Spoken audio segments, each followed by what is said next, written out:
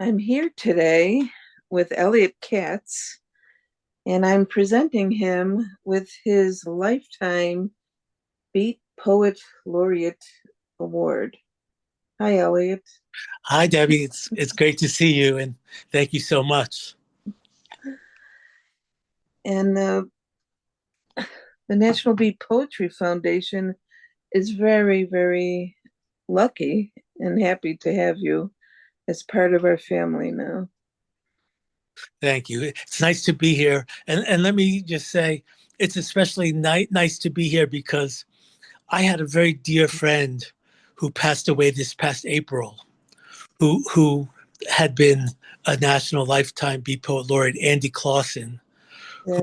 who I knew since meeting him at Naropa Institute in Boulder in 1980, and he got so much satisfaction and pleasure from being a Beat Poet Laureate and from working with you that uh, to carry on the tradition of this position he held is a real honor, and I'm very grateful for that. We're very happy to have you. And I just want you to know that um, once you become a laureate, you're part of our family for the rest of your life. Yeah. Thank you. I've got a new family now. Yeah. Okay, Elliot. So I'm going to hand it over to you. Okay. What I thought, before we get into a little bit of a discussion, what I thought I would do is start with a poem. And since we're talking about uh, the the the beat poetry tradition, I was a one-time student and longtime friend of Allen Ginsberg's. I met him, and I'll talk a little bit more about how I met him in this poem I'm about to read. But I think he would have remembered me from serving as an apprentice with him in the summer of 1980 at Naropa. And he was a one-time teacher of mine at Naropa in 1980, and a very dear friend until his death in 1997. He was very generous with his time and with his willingness to help out with different projects, poetry and activist projects I was working on, and and you know writing blurbs for introductions and blurbs for my books, and um, asking editors and reading venues to support me. So, what I thought I would do, given this occasion, is I thought I would begin by reading an elegy for an elegy for Alan. Okay. And this is a to save a little time. This is a slightly shortened version of my poem that people could either see on my website or it was originally published in my book, Unlocking the Exits. So, elegy for Alan. Ah, Alan, you gave America a new shape, and now you've lost yours. What a long, accomplished road it was from the bridge over Patterson Falls, through San Francisco's Sixth Gallery, Prague's May King, Pentagon exorcisms, Mid America's Iron Horse, Chicago 68, Jasora Road, Rolling Thunder, Rocky Flats, cosmopolitan greetings from NYC's East 12th Street. To heaven, the Bardo, a grasshopper, a gray void, the place where all things wise and fair descend, the end of suffering. Wherever you are, the most curious place in the universe. Yesterday, in your new Lower East Side loft, I held a clear plastic bag with your ashes inside. Fine off-white powder, only a few small bone fragments visible, boxed inside last Buddhist shrine. Oh, those armor-piercing eyes will look out, tender photogenic skull, no more. What happens to us? When did we begin taking this trip from energetic body soul beings traveling the world for democratic freedoms and dream forged poetries to old age liver cancer bodies lying softly on hospital cots near busy city windows, searching one last glimpse of old friends and sidewalk lovers, devoting life's last energies to finding new ways to breathe? Why the hell did we accept this ancient bargain? When did we sign this horrific contract for a few mere decades of joy? Well, you were always discovering a new breath, a new spiritus, a no money down person to person compassion. Now, millions across the globe are chanting Om in your honor. Now you've joined Shelley's Children of Light, become a portion of the loveliness which once your presence made more so. But Alan, how you hung in there, how you gave them hell over 4 decades, how you bowled over house critics, piercing thy innocent breast, how you practiced sanity, candor, intelligence, kindness, and boundless imagination as your weapons, how you mixed humor and information, utopian yearnings, and minute particulars, how you extended and subverted literary traditions in the most interesting ways and never tired of formal inventiveness, how you revealed the Academy's shower curtain secret. Poetry could be relevant to our lives. How you taught all nations' youth to dig through the dead wood of exploitation and hypocrisy. How you were expelled from Prague and erased off primetime radio. How you showed that a lone human voice, well honed and courageous, could challenge a multinational corporate bureaucracy. How you became the unacknowledged democratic conscience of Cold War America. Alan, you made me laugh, a new aware laughter. For 20 years, I knew your work and you.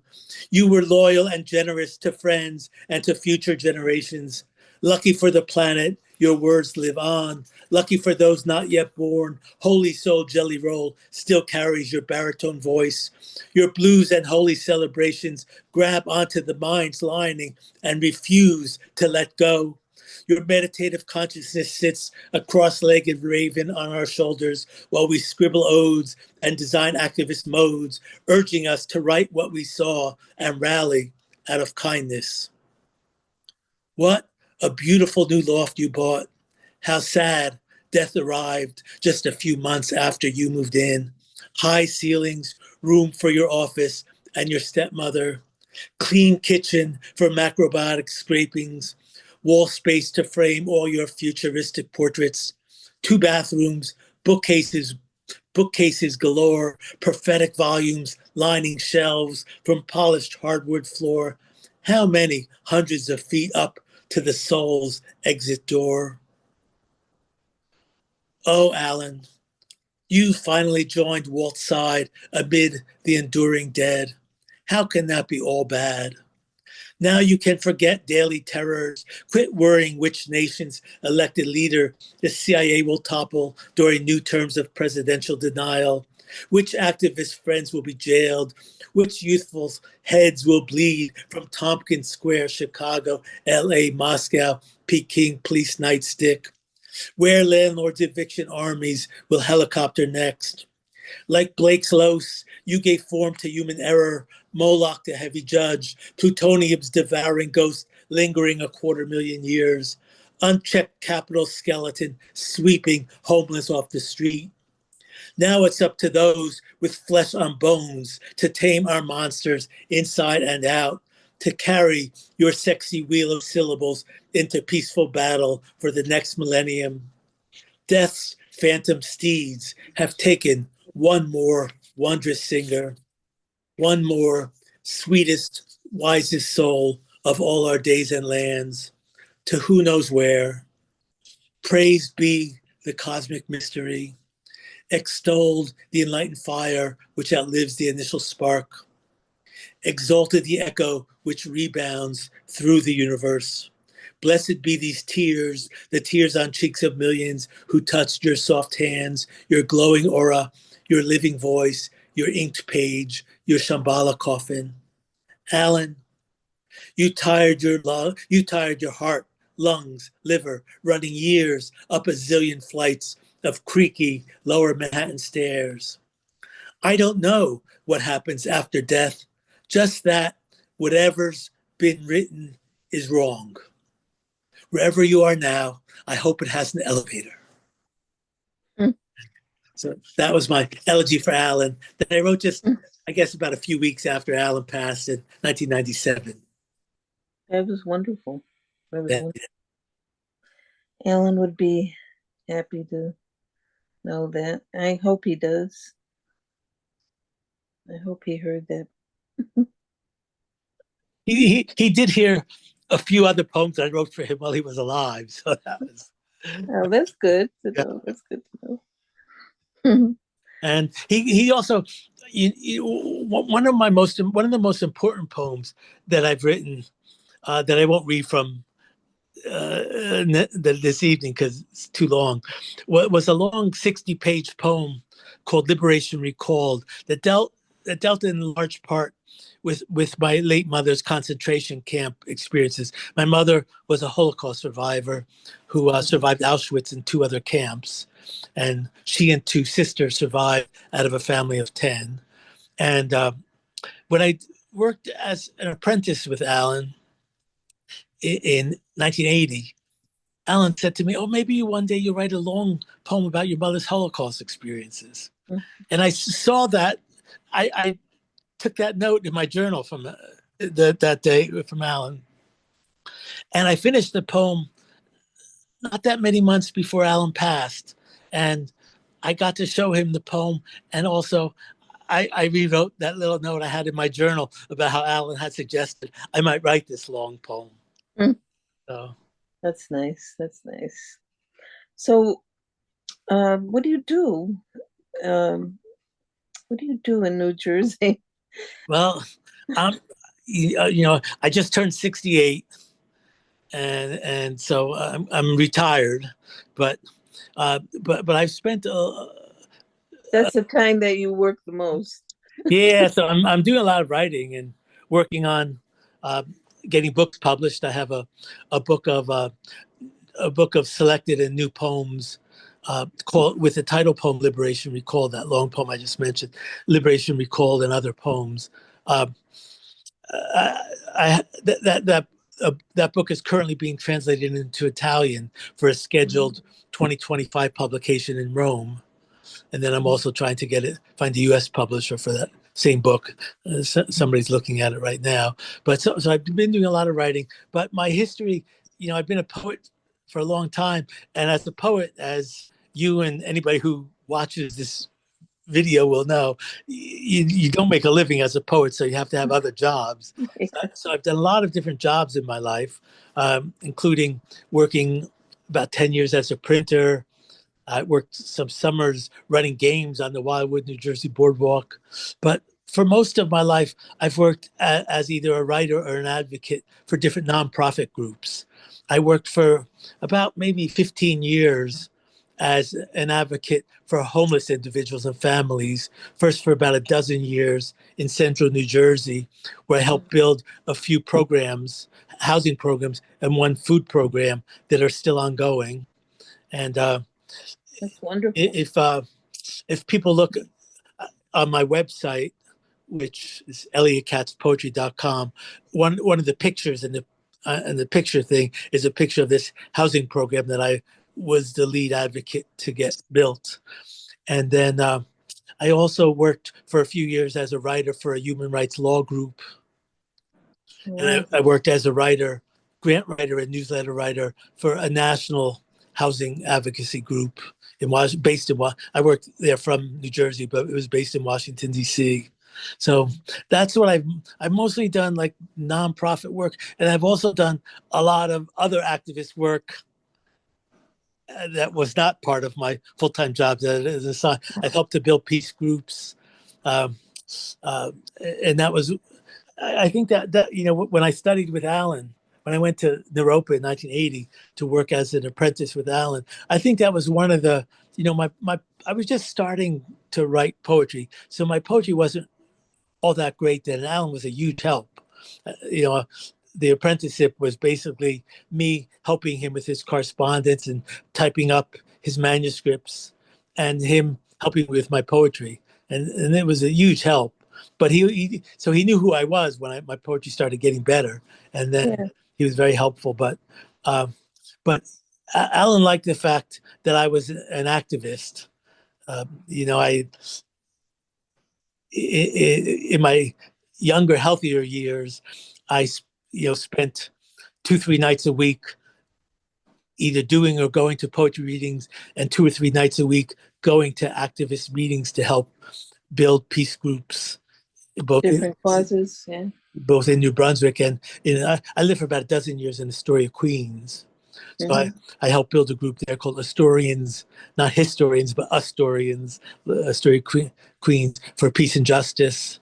That was part of a larger group, which I also was part of the original meetings for this group called United for Peace and Justice. That was the largest New York group that opposed the post 9/11 wars in Afghanistan and then Iraq. First small demonstrations against the war in Afghanistan, and then demonstrations with sometimes with tens or a couple hundred thousands of people in the streets of Manhattan opposing the war in Iraq. So I've You've been busy. I've basically spent a life as both a poet and an activist.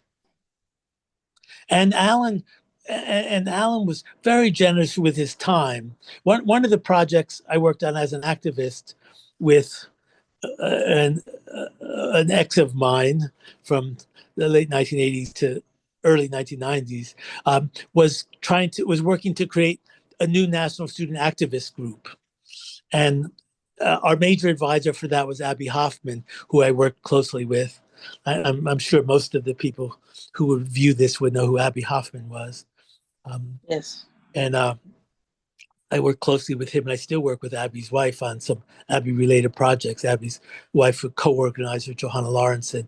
But Alan was very helpful to us in uh, trying to organize this new national student activist group, which we formed one that lasted about 4 or 5 years, maybe, and then um, went into a larger group. But Alan came and read with us at the National Student Convention. And I did an anti-apartheid project in New Brunswick where he called me into his office, his home office, to open up his Rolodex to give me uh, reporters' numbers and other activist numbers. And, before there was an internet, I used to always say that Alan was like a world wide web of poets and alternative journalists to help Yeah.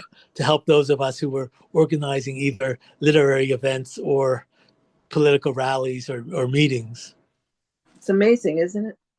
How you meet people now on the internet. Yeah, now it's you know it is quite amazing, and but Alan's Rolodex was quite amazing too. I'm sure. Um, so I don't know if you know this, but you can do a Beat Laureate book. I have a series of um, books coming out. I don't know if you've seen some of them. Well, I saw the one I certainly saw was the one that you published by Andy Clausen and Pamela Twining. Oh yeah, that was just a labor of love, really, to honor both of them.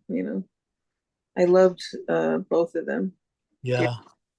I didn't know them that long, but I don't know, just some people you're meant to be around, I guess. You know, I mean, when Andy was alive, as you know, Andy passed away in April 2024. And when wow. Andy was alive, you know, after some poets like Alan and Gregory Corso died, I used to say that I thought Alan was our greatest living American. I mean, I thought Andy was our greatest living American poet. So I was very glad when you published that book of Andy's and Pamela's, and they were such a great couple together. Yeah. You know, they cared for each other so much. I used to love Andy, was so feisty. That's a good Whatever word he for was, Andy. he would say what he wanted. Yeah, in both life and in his poems. Yeah. Yeah, that's for sure. And I don't think, and you didn't even know Andy in his earlier drinking days when sometimes that could get him in a little bit of trouble. Yeah. But he was always, you know, such a well-meaning person and such a great poet and a really dear friend. We were roommates for about You 6 months were? one time in New Brunswick. Yeah. Um, After we both had a breakup of a long-term relationship, me a 7-year relationship, and Andy a long marriage. Mm. Um, Andy, before he moved up to central New York, he stayed with me in New Brunswick for 6 months, and we started a poetry series in the bars in New Brunswick that ended up. Andy did it with me for about 6 months, but the series carried on after I stopped. I did it for about 2 years, and then it lasted about 10 years. So Wow. it's quite an interesting. It seems like most of your life has been about poetry and writing and activism. Yeah, that is what I've spent most of my life doing. Yep. I think that's wonderful. I really do. And of course, also when you say it like that, one of the things I should add is also trying to connect the two whenever possible. You know, organizing poetry readings that were benefits for activist groups, which I'm It's, still doing today, just like maybe 4 or 5 months ago. Here, where I live now in Hoboken, New Jersey, I wow. organized a poets and musicians event to benefit New Jersey Peace Action. But back in New Brunswick and in Astoria, Queens, I organized many of these kinds of, poetry and music, sometimes just poetry, sometimes poetry and music benefits for activist groups, always trying to see, you know, carrying on the tradition of poets like Allen or uh, other poets who I was friendly with. Um, I come out of I consider myself part of a long political poetry tradition that is not just the beat tradition, but also poets like Adrienne Rich, who was a friend of mine, Amir Baraka, also, earlier poets, William Blake, Walt Whitman, Pablo Neruda, Muriel Rukeyser, who is a poet that I really love, who sometimes doesn't get as much attention as I think her work deserves. Yeah, amazing. So, do you have anything else you want to read now? Okay. Um, let me read I know something. you do. I know you do. Yeah, I've got a. Oh, but by the way, let me answer your question about you made a very nice comment that maybe I could even do a poet laureate book, a Beat Poet Laureate book. Let me just say I have this. Most of your books I think are relatively short. I have this 300-page book that I'm trying to get published, and I think I have a good mid-sized press that they're right. They said they like my work. They haven't offered to do it yet. I'm hoping they will. But Well, right now, I'm publishing Clive Matson's 300-page book. you are. I So, will come to you.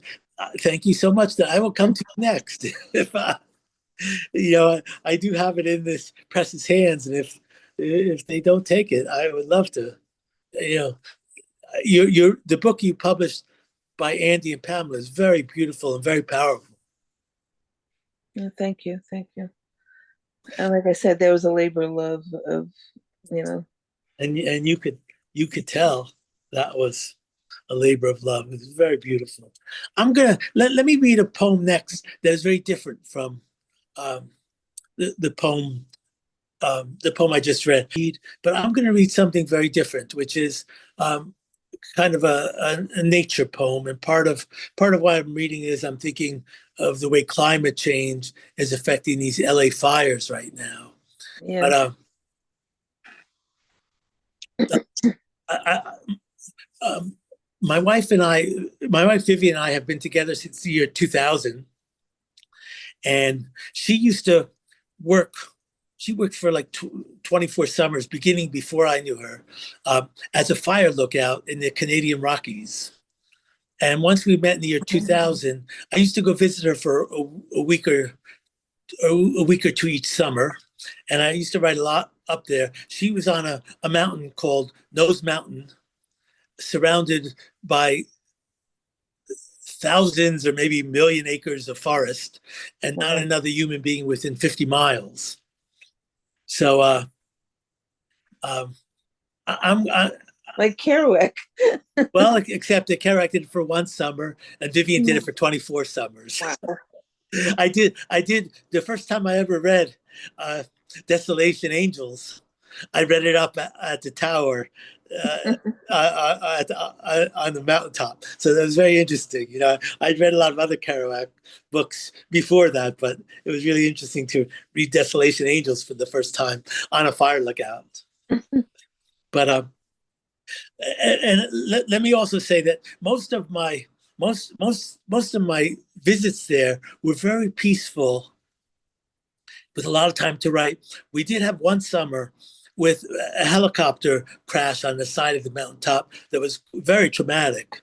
And I have a prose piece about that on my website.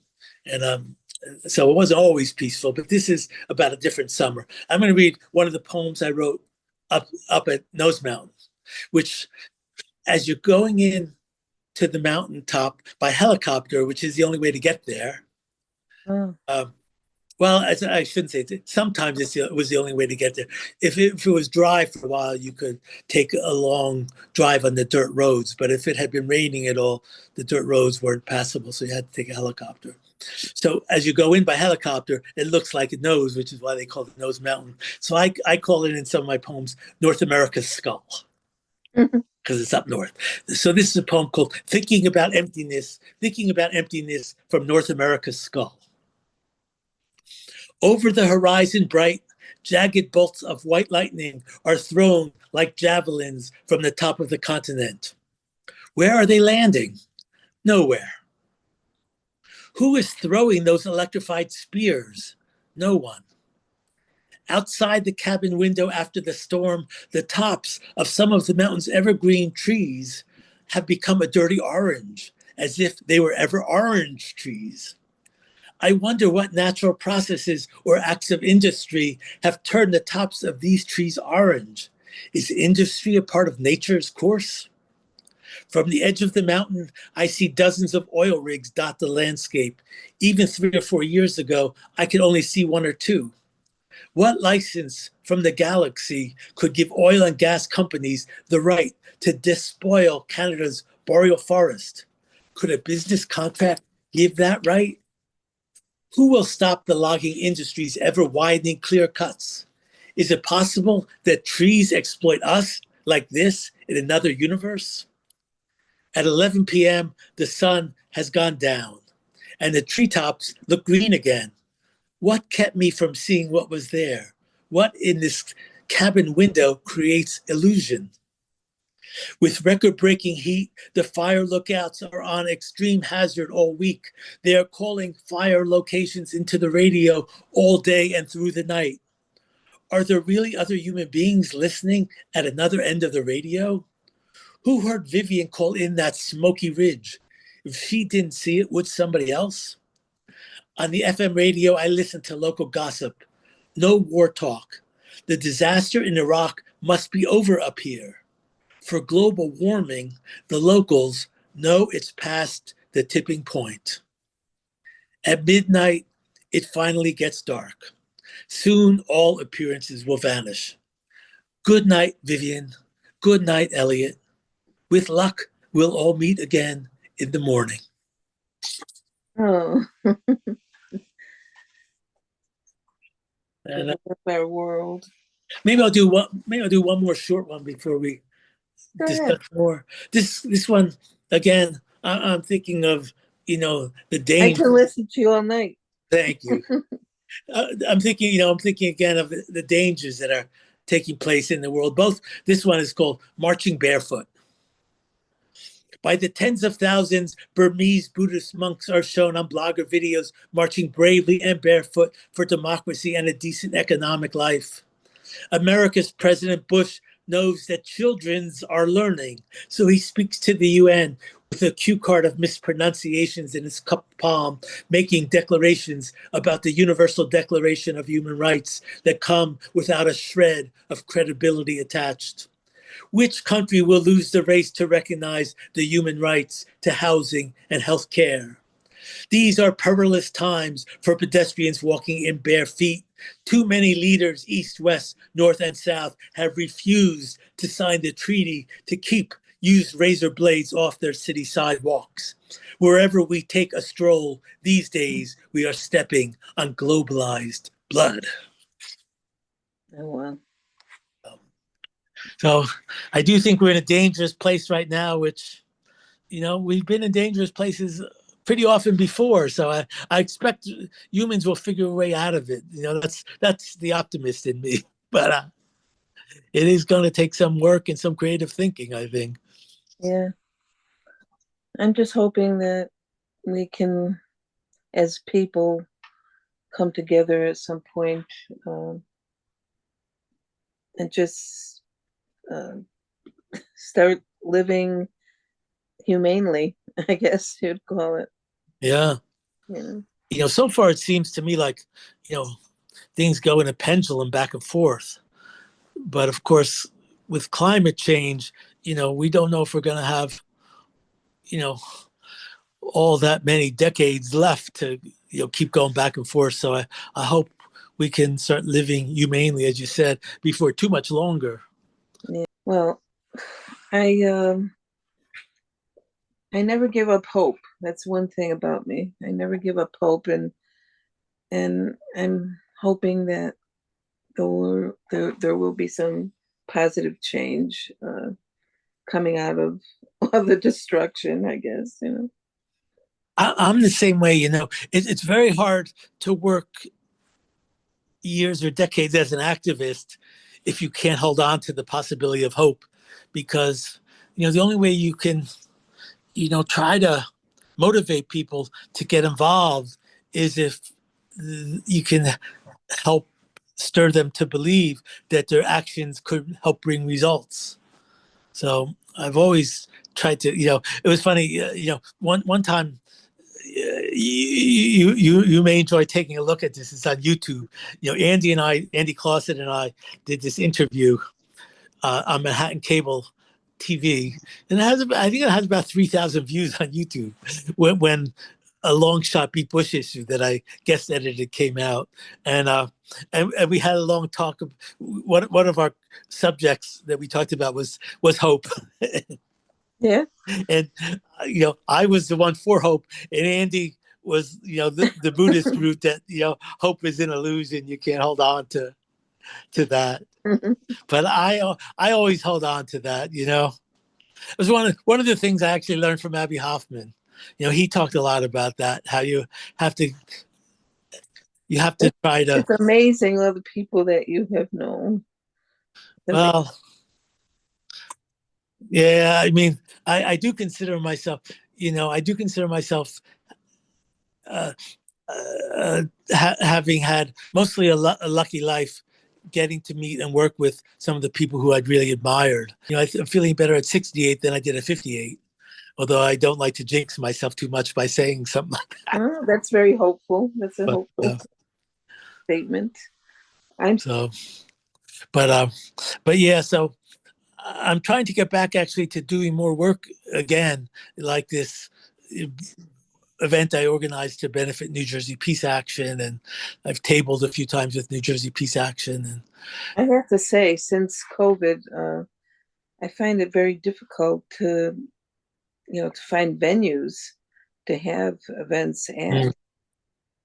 A lot of people would rather do Zoom events. yeah, I went to an evening of Hoboken musicians playing Bob Dylan songs in a small bookstore in Hoboken that had been used as a venue, changed to make it look like Greenwich Village, but it had been used as a venue in the new Bob Dylan movie.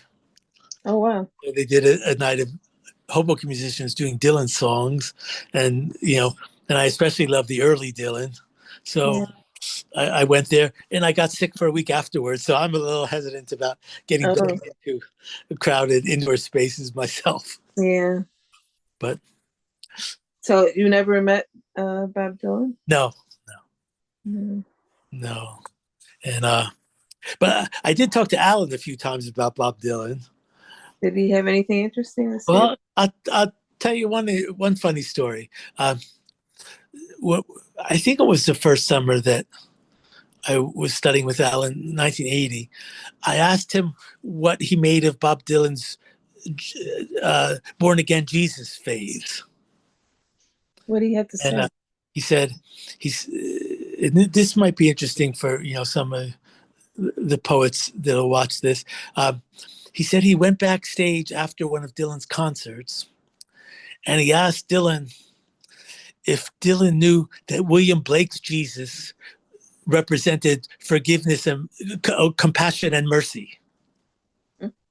And he said Bob Dylan thought for about 30 seconds. Then he said, "That's interesting, but he's still coming to judge." And Alan said, "Dylan is a very smart man." Now, to me, I thought, for Bob Dylan to think Jesus is still coming to judge, that didn't seem so smart to me. But Alan thought it was a good response.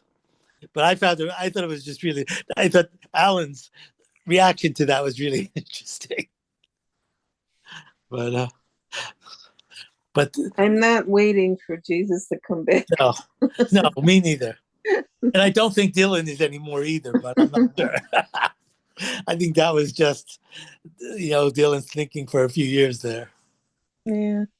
I love Dylan's music and songwriting up through the album Desire, 1976, with songs like The Ballad of the Hurricane on it. Mm-hmm. And then I think, he's remained a talented working musician, but I just remember him on 60 Minutes talking about how he can do a lot of things, but he can't do the magic of those earlier songwriting years. I find it incredible how he not only wrote those songs, but remembered and could recite them. Yeah. I always find that, as somebody, there are a lot of poets who are now, reading, doing like these poetry slams out of memory. And I'm always impressed with that. I'm always impressed with songwriters knowing so many songs by heart because I'm still reading my poems, off the page. I know maybe one or two short poems of mine by heart, but even then I'm afraid to make a mistake if I don't have the page in front of me. So yeah, that's how I am. I have to look at it, my work and read it. So, Eliot, what do you want to say next? Do you want to read something else? Sure.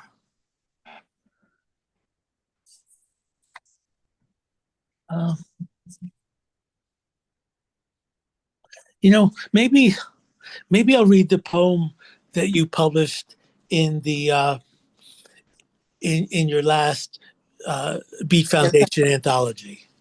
Okay. Which is called "To the Vegetable Aisle." Mm-hmm. Alan had a poem, "Supermarket in California," and I could have called this "Supermarket in New Jersey," but I didn't. I called it "To the Vegetable Aisle." At the time, actually, I was writing a lot of odes influenced by Pablo Neruda. So this is actually more influenced by Neruda than by Alan, but it's called "To the Vegetable Aisle." Under refrigerated water spray, all looks healthy. Romaine, red and green, Boston bib, watercress. How choose a lettuce?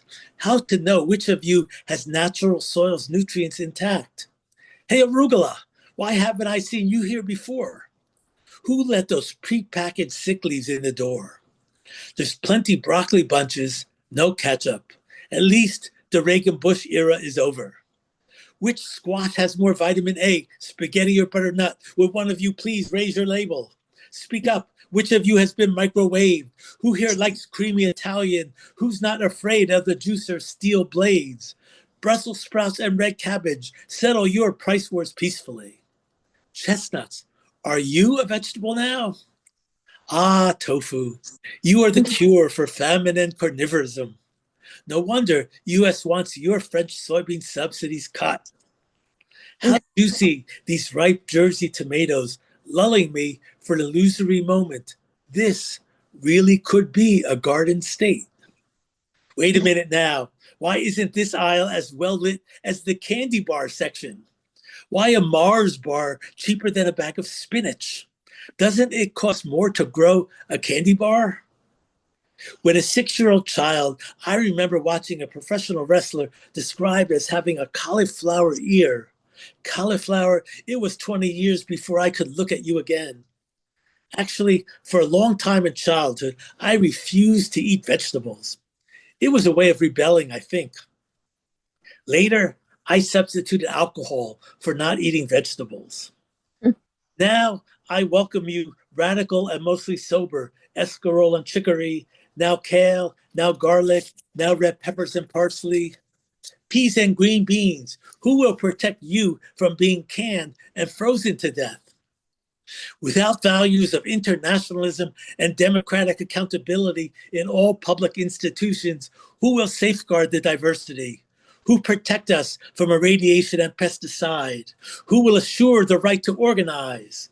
Who sets transnational standards of minimum wage, eco-health, and safe working conditions? Who makes sure hypertechnology doesn't take over?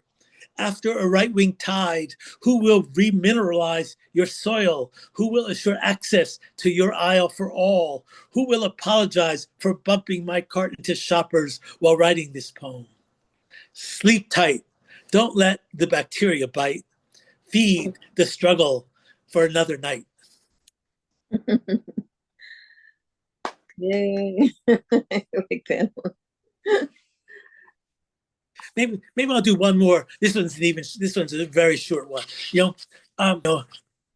It's sometimes a little controversial with some of my old friends, but I've been writing a lot of poems as a child of a Holocaust survivor against Israel's massive bombardment of Gaza. Yeah. And because, I take the lesson of never again to mean never again mass violence against any ethnic group. And, but so I've written a lot of poems. I'm just going to read one very short poem called Imagine Again, after John Lennon. Imagine a demilitarized Middle East. And then imagine a completely demilitarized world. It's not so easy these days, but please try. That's how.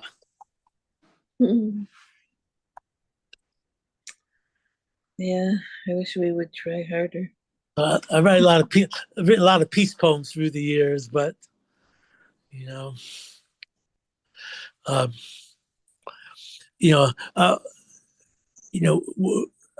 by the way, I should mention, which I haven't yet, that one of my books, I've got maybe 10 or so poetry books that I've authored and edited, including a couple of anthologies of political poems that I've helped edit. So my major books include Unlocking the Exits, that was published by Coffee House Press, and Love, War, Fire, Wind. But I also wrote a book that I haven't, that when I was talking about Alan, I haven't mentioned, which is I wrote a prose book, which is like a readable scholarly prose book called The Poetry and Politics of Allen Ginsberg. And I have general sections in there, including I tried to come up with an original way to talk about techniques for creating memorable poetry. So that's one of my chapters in there. And it's also a section that I took out of the book and posted on my website. But one of the, I need that book. I'll make sure to send you a copy. I got to make sure I have your address. But I have a chapter in there on Howl, a chapter on Kaddish, and one of the chapters I have in there is a chapter on Allen's great anti-Vietnam War poem, Wichita Vortex Sutra. And so much of that poem just stays relevant, because these wars don't end. Like there's one line that I think of all the time. It says, almost all our language has been taxed by war. Yeah. And it's just, sadly, that line never seems to become obsolete. Yeah. I've noticed that that you can you can read writings from any war, and it seems like it's today's, Hmm. written yesterday. Yeah. It's sad. Sad but true. Yeah, very sad that we're still warmongers. Even even going back to the old, you know, Greek writers about war, just doesn't end. But one day these wars will have to stop if humans are going to want to survive. You know, Oh, and I'm a big Star Trek fan. me too. And I always think of, how they evolved, in that they had done away with wars, Yeah. and they're looking to interact with other peoples from other galaxies or whatever, and everybody, it didn't always work out, but My favorite version of it was The Next Generation. Did you like that one? yeah, Jean-Luc Picard. yeah, That was my favorite one. That was, I think, the one where they talked more than any of the others about getting past wars. yeah. I remember about like the second episode into that one, they came across this species called the Ferengi. Hmm. And somebody asks somebody, it might have been Jean-Luc Picard, but I can't remember for sure. Somebody asks somebody, who are the Ferengi? And and the answer was, they're this species still stuck in the barbaric stage of capitalism. And I thought, oh, that was quite a line for Yeah, an American TV show. yeah. But I used to watch that all the time. I still watch the old the reruns even. I try to watch The Next Generation when I can find it coming on. But but I do think, you know, I mean, one of the problems of America is that we're so stuck on this, you know, hyper version of capitalism that Mm. there are people who will resist universal health care just because it goes against the idea of hyper capitalism, even though every other developed country in the world has universal health care. And, even if people in some of those other countries may complain about things like occasional waiting times or, Yeah, a lack of quite the advanced medical technology the US might have. I've never met a single person from a country with universal health care that would want to trade their system for ours. yeah. One of the groups I worked with for a while in New York was called the Private Health Insurance Must Go Coalition. And, Hmm. although I don't go so far as to agree with the idea of murdering healthcare officials, health insurance officials. No, I- I'm very against all killing of Me too. everybody. Um, I'm peace and love. I always tell people I'm peace and love like Ringo, but I or am. I or am. like Elvis Costello. What what was Elvis Costello?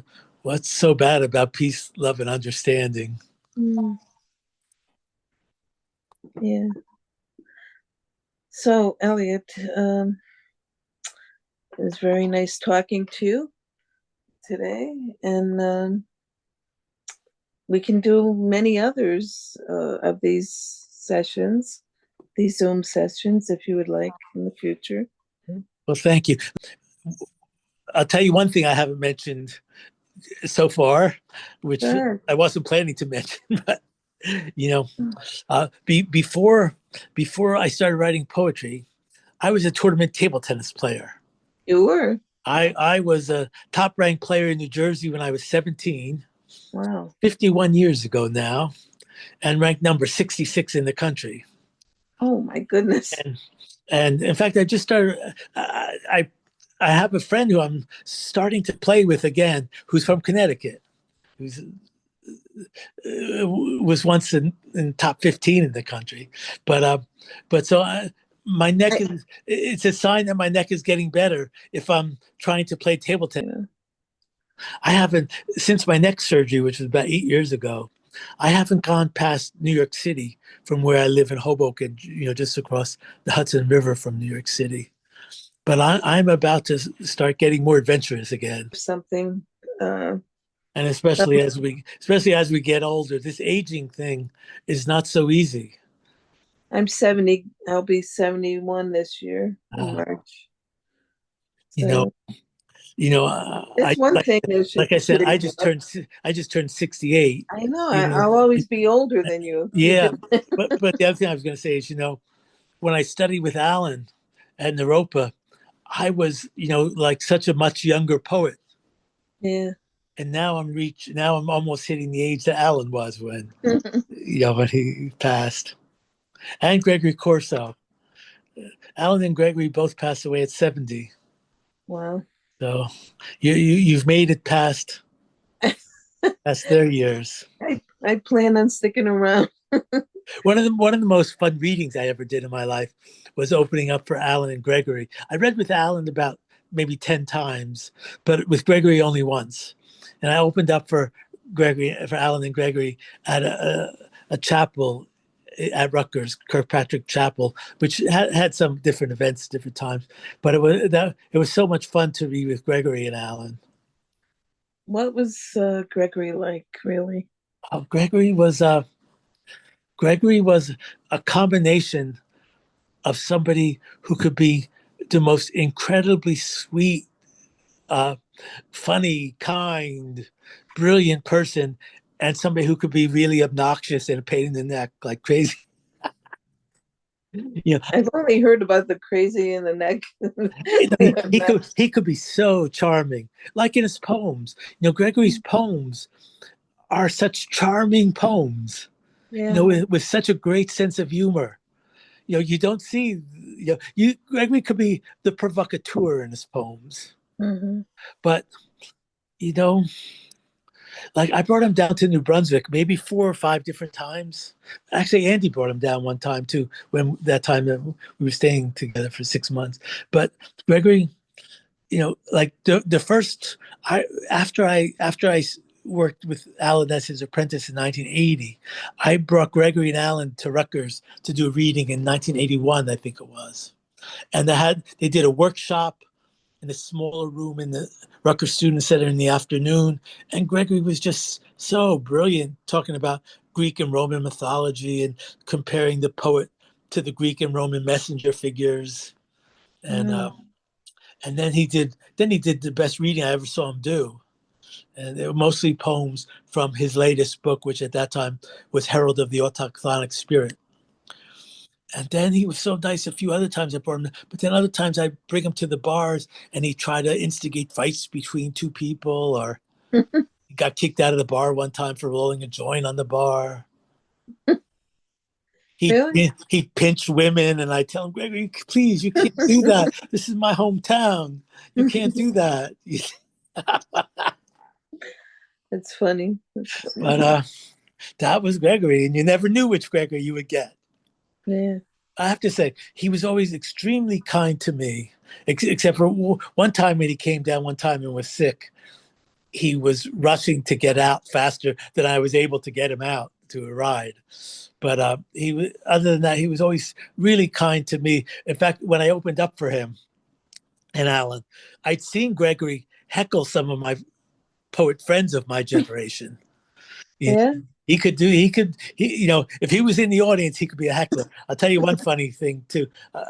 Let me not go too past the Gregory heckling stories, because I got one funny story about that. But when I opened up for Gregory and Alan, after I read, there was a break, and Gregory said that was too good for an opening act. So I took that as a very kind thing from Gregory, who I'd seen heckle other poets who I knew. But one time I saw the greatest comeback to Gregory heckling, which was, one of the most interesting poetry events that I've been to, and you've probably heard about this from other people who've been there, which was, it was a really interesting 25th year anniversary of On the Road celebration at Naropa Institute in Boulder in 1982. Mhm. And a lot of the Beat Generation poets, different activists. I was invited. Danny Schott, who's also another lifetime Beat Laureate now, Danny Schott and I, along with Andy Clausen, did a Young Poets Midnight reading. And that was actually the reading where Alan saw that my poems had improved and started promoting my work right after that conference. But Wow. but Abbie Hoffman was on a panel with Allen Ginsberg, William Burroughs, and Timothy Leary on Kerouac and politics. And that was really interesting. I remember some of that panel too. But then Abbie did his own talk, Mhm. and Gregory started heckling Abbie from the audience. And it was like 400 people were there to see Abbie. It was all full. And Abbie's talking, and Gregory starts heckling him. And Wow. Abbie says, Gregory, if you say one more thing, I'm going to call your dentist. And Gregory didn't say another word. To this day, I can't figure out why that worked so well. But Abbie must have known some secret code from Greg. Yeah. Abbie, I have to say, Abbie Hoffman was the quickest, sharpest political thinker I've ever met in my life, both in person and on the stage. Wow. I always, he committed suicide in 1989, and I always wished he was around for the Fox News days, to debate with the Sean Hannitys and Bill O'Reillys of the world. He was like one of the people on the left who could have handled them. Yeah. He did a show. There was one of the first right wing talk shows was a guy named Morton Downey, Oh yeah. and Yeah. Abbie was on Morton Downey's show. And at the end, Morton Downey told him, "Abbie, you're the only person on the left who ever had the better of me." So, Recording. well, Debbie, it's great to have this session with you. I really appreciate your support and your friendship. And I mean, we can still talk, but I'm going yeah, to turn off the recording. yes, but I wanted to say that for the recording. Oh, we'll say it again. I just wanted to say how much I appreciated this session, and how much I appreciate you having given me this honor of the laureate. And it's great to be part of your family now, your Beat Laureate Foundation family. Thank you. I think it's more my honor to have so many gifted people, working with me, trying to I, make the world a better place. I do also have to say that I've, started corresponding with some of your other laureates who I did not know before. And, because of my illness, I hadn't gotten on Facebook until about a year ago. Yeah. So I didn't know a lot of the names who are your laureates, Hmm. and since I've gotten on Facebook, and now, I'm on, I'm following the beat, or I don't even know what the right word is. That's how new I am to Facebook, but I'm a member of your Beat Laureate site, or a follower of your Beat Laureate site. So, I'm getting to see emails, and, you know, I've actually been in contact by phone with Mimi Gurman, and, I've been emailing back and forth with Joe Kidd. And It's amazing, isn't it?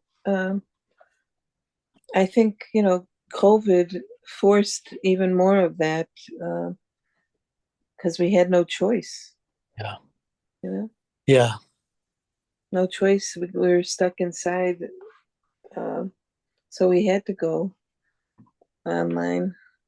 I've also been enjoying Facebook because, in my younger activist days, including, working on this like National Student Activist Project, I've met so many activists from around the country that I'd lost touch with and spoken with for 20, 30 years, who I'm now being Facebook friends with, and back in touch with people that I really lost touch with. So I've appreciated that part of Facebook too. Yeah. But Okay. It was nice being with you, Eliot. it was And we'll see you soon. Okay. great.